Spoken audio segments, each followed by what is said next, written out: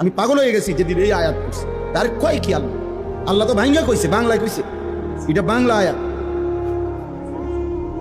নয় যেন এটা কি না, না এটা বাংলা, আমি এটা নাজিল হইছে মনে বাংলা। এত সহজ কথা। ওয়াল্লাযীনা আমানুল্লাযীনা ইউকিমুনাস সালাহ, আল্লাহ বলছে মুমিনের বন্ধু হবে ওই মুমিন যে মুমিন নামাজি। লা তুসাহিব ইল্লা মুমিন, ইমানদার ছাড়া কাউকে বন্ধু বানায়ও না, নবী বলছে। ওয়ালা ইয়াকুল মালাকা ইল্লা তাকী, মুত্তাকি ছাড়া কাউরে মহব্বত করে খাওয়াইও না। হুমকি দমকির ভয়ে সামাজিকতা রক্ষার্থে যদি কাউরে খাওয়াইতে হয় খাওয়াইলে আর কি, কলিজা দিয়া যে ভালোবাসা, এই ভালোবাসা দিয়া কোনো ফাসিকরে কোনো নাফরমানকে খাওয়াইও না, নবী নিষেধ করছে। এই জন্য আলেম ওলামারে মানুষ কলিজা দিয়া খাওয়ায়।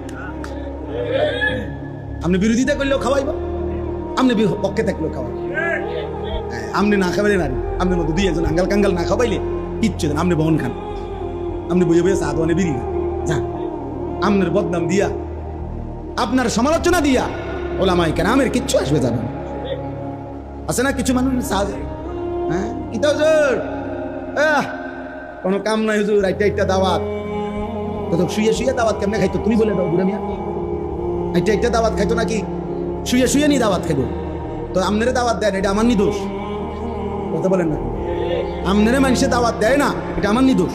তো আপনি মসজিদে গিয়ে বলেন এটা মাইকে যে দেশ এলাকাবাসী আপনারা যে এই যে ভুল করতেছেন, আমার মতো একজন উপযুক্ত লোককে খাওয়াচ্ছেন না।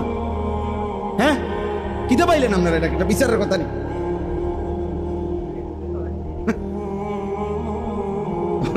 আজকে কয়টা দাওয়াত ওনার গাঁও চলে, ওনার গাঁও চলে, হুজুরে দাওয়াত খায় কা ওনার গাঁও চলে। আল্লাহ আমাদেরকে মাফ করে দেন।